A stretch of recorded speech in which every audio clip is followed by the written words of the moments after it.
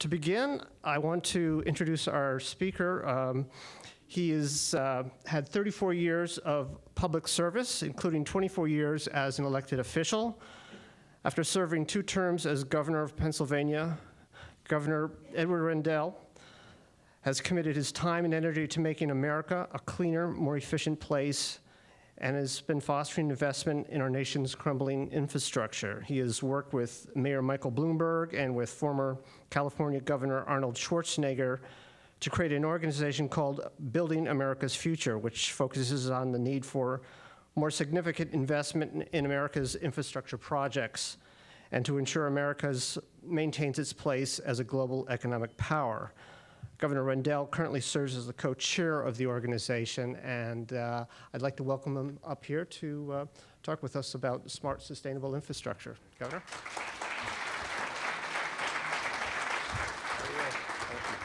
Hello, everyone. I have a relatively short period of time here, about a fourth of the time I usually speak about infrastructure when I go out on the road for Building America's Future. So I'll try to give it to you fairly quickly.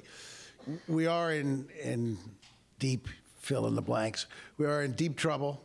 Our infrastructure is literally falling apart. BAF just did a fairly comprehensive report, and we came out with it in September, and it says it's titled Falling Apart, Falling Behind. I'll give you some numbers even worse than Todd did. 7 years ago, in 2004, the World Economic Forum ranked the United States infrastructure as the best in the world, of all the countries in the world, #1. In late 2011, they released a report saying we were now the 15th best infrastructure in the world. More importantly, in the things that determine sort of economic competitiveness, which is the #1 reason for infrastructure, also public safety, quality of life, the environment, jobs, but in economic competitiveness, our rail infrastructure is now 22nd best in the world, 22nd best. Our port infrastructure, 18th best in the world. Of the 10 largest ports in the world determined by throughput, none are American, 6 are Chinese. By this time next year, the port of Shanghai will have more throughput than the top 10 American ports put together. We're 18th in our port capacity. In air transport, we are 32nd, behind such well-developed powerhouses as Panama, Malaysia, and Chile. We are truly falling apart and falling behind. And as Todd said, the bill just keeps going up and up and up. The American Society of Civil Engineers released a report in 2004 saying to put the American infrastructure in fair condition would take $2.6 trillion. They released a report 5 years later, and that tab had gone up to over $3 trillion.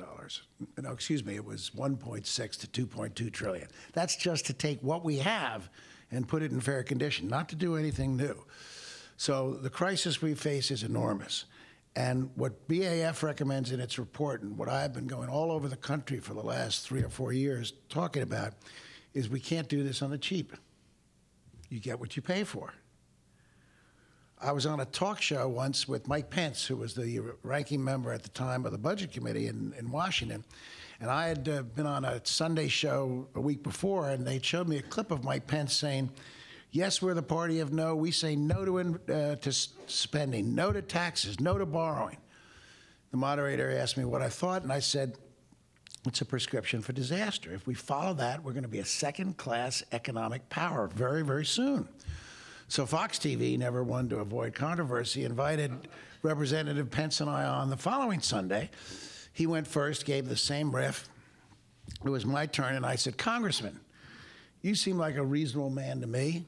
Well, truth be told, he didn't, but I've done enough of those shows to know that you want to be the nice guy, right? I said, you seem like a reasonable enough man to me. Would you tell our viewers how we're going to maintain our roads, our highways, our bridges, our dams, our levees, our ports, our airports?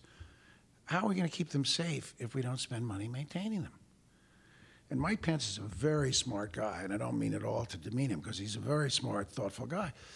There was 10 seconds of silence, which on TV is eons of time. And finally, the best he could come up with is, there you Democrats go again, using the word invest when you really mean spend.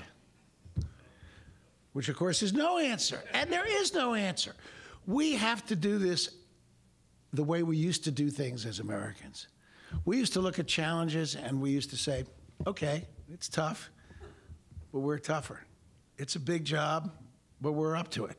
Do you think when they built the Erie Canal, someone was standing around saying, we can't do that, it's going to cost too much money? Or, gosh, a canal that size, that length, there's no way we have the capabilities of doing that. We never said things like that. We were Americans. We led the world in doing things. We've let our infrastructure become virtually close to a second world country. And it's time for us to do something big.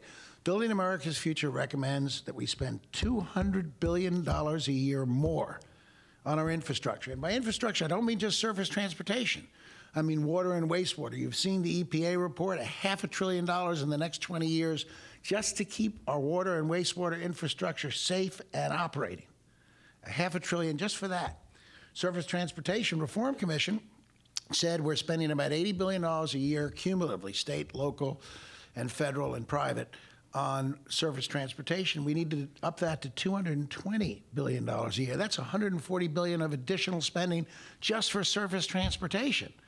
So an additional $200 billion might not do it. Well, can we do it? Well, sure we can. In 2008, the CBO, certainly not a liberal organization, the CBO said that we could justify spending $185 billion a year more on transportation, on infrastructure, because of the benefits, the additional tax revenues, the economic benefits that would come from that type of spending. $185 billion a year more. If you think about it, we're right on line with the ASCE. If we want to spend $20 billion a year more, that's approximately $2 trillion over a 10-year period. Right on line with what they recommend. It's time for us to do something big. Question, will the American people support that level of spending? Yes, they will. I give you two pieces of evidence. As Todd didn't say I was district attorney for 8 years, so I was a pretty good trial lawyer. So let me give you two pieces of evidence. Number one, you'll all grant that the November 2010 election was probably the most conservative anti-spending election in any of our lifetimes, right? 64% of transportation referendums, ballot referendums, were approved by the voters by a total of a 61% vote. It wasn't a narrow vote. They were approved in red states and blue states. They were approved in the South and the Southwest, as well as the Pacific Coast and the Mid-Atlantic. All of them. Every one of those referendums call for either increased taxes, increased tolls, or increased borrowing. The American people will support infrastructure spending under three conditions: that it's transparent, that it's accountable, and that the decisions are made on a cost-benefit analysis. How do I know that? Because BAF has spent a considerable amount of money in New Hampshire and South Carolina trying to influence the debate, trying to get infrastructure back on the level of presidential discussion. And I'm proud to say the efforts we made, it was a standalone question in the New Hampshire debate, and we got good responses from all of the candidates. And when we've just focused on Republican voters, because they were the voters. And our polling and our focus groups have shown that they will support increased spending if, and only if, it's done in a cost-effective way without political influence. And we ran a television commercial in both states, and it was about a husband and wife talking about infrastructure, and he was against any additional spending, and she said, well, what happens if we do it in a way that we give the contractors bonuses for on-time delivery, penalties for late delivery, if the decisions are made by a panel of transportation experts? And the husband said, well, under that condition, I'd support it. And that's what people feel. They can see infrastructure, they can touch it, they ride on it, they support it. They support it. The time is now. What we have to do, all of us, and most of you are in the business, and you have to do it in your hometowns. BAF and all of the transportation and infrastructure advocates, we've done a good job inside the Beltway. But we've got a bunch of scared rabbits in the Congress. They're scared rabbits. And they're scared of one person who I would liken to the Wizard of Oz. You all saw the Wizard of Oz. Remember what the wizard turned out to be behind the curtain? Just a little twerpy guy. Anybody seen Grover Nordquist? He's a little twerpy guy. I had a debate that the National Journal sponsored with Grover Nordquist one morning, and he has nothing to say. And yet he's the single most important person in Washington. You might have been under the illusion that Barack Obama was. No. 236 congressmen, an absolute majority, and 41 senators, a filibuster-proof majority, have signed the no tax pledge. It got so pathetic that the Republican leadership, they deny this now, but it is the truth, when the Highway Trust Fund legislation sunsetted, the gas tax sunsetted, they had to go to Grover and literally beg him that if they voted to renew the gas tax at the same level, would he not consider that a tax increase? And the wizard in his beneficence said, no, that would not be a tax increase. So they voted it. If he had said no, I'm not sure we'd have a gas tax right now. That's how ludicrous it has become. So what do we have to do to convince these scared rabbits to spend $200 billion more a year? And by the way, that's not all federal. I would say less than that, less than half of that is federal. And by the way, anybody here, let's say it's $90 billion. Anybody here have an idea where we can find $90 billion a year? If you get this right, I will give you 2 tickets to the next Pittsburgh Pirates World Series game. Oh, ye of little faith. You have to be young to get this, but anybody know the answer? $90 billion. It has a ring to it? No? Think. I'll give you a hint. It involves 2 words. One begins with an I, one begins with an A. Right? I can't understand. Our actual spending, forget what they tell you, our actual spending is close to $200 billion over there a year. In Afghanistan alone, we're spending $2 billion a week. That's 104. Bingo! We got it. And the president actually came up with a good idea when he said split it half for deficit reduction, half for infrastructure. We're almost there. We're almost there.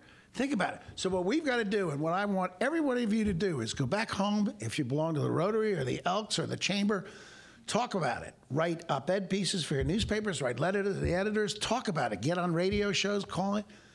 We've got to create public opinion, like BAF tried to do in New Hampshire and South Carolina, that's equivalent of a permission slip. Do you remember when you were in school and your parents would send a permission slip? It's okay for Johnny to leave school at 12 noon on Tuesday because we're taking him to his grandmother's. We need to give them a permission slip. Hey, Congressman, it's okay.